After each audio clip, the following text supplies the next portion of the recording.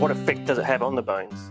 Okay, so it's worthwhile just having a quick look at bone metabolism. So, and the best way to look at that is to look at it like a bank account. So there's withdrawals and there's deposits. So osteoclasts are a class of cells that take bone away and to take minerals out of bone for recycling around the system, and osteoblasts deposit bone. So it's a balance between withdrawal and deposit. So now, in terms of the osteoblasts, which are the cells that help to strengthen and deposit minerals into bone, they produce a protein called osteocalcin.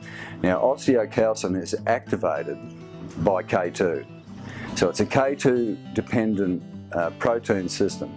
So an osteoblast cannot work effectively without K2 in the system, and it's a known fact that deficiencies in K2 will be a deficiency in activated osteocalcin and a tendency towards, decreased bone density. Interesting. So, this brings up the what researchers have termed the dilemma of the calcium paradox. Could you just explain that a bit more to people? Yeah, that's a really interesting one, because we've all seen ads on TV and particularly directed to menopausal women, because this is the part of the population that are most prone to osteopenia and osteoporosis. So it's strongly recommended that they take a calcium supplement.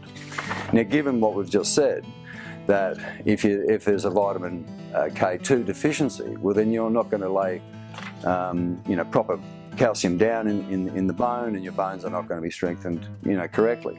So what happens if you're taking a supplement, a calcium supplement, and remember that calcium is really not that deficient in most diets. I mean, most patients that I see have plenty of calcium in their diet. The craze in fermented foods, everybody's consuming kefir and yogurts and God knows what. So fermented dairy is full of calcium. Dairy is milk is full of calcium. So there's abundant calcium, but it's activated calcium that's lacking.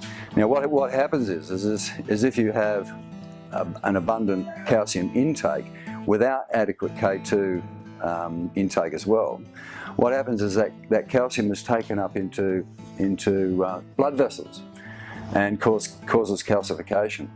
So you reckon that could be one of the leading causes of heart disease, of vitamin K2 deficiency? It's certainly an important pathway, that's for sure.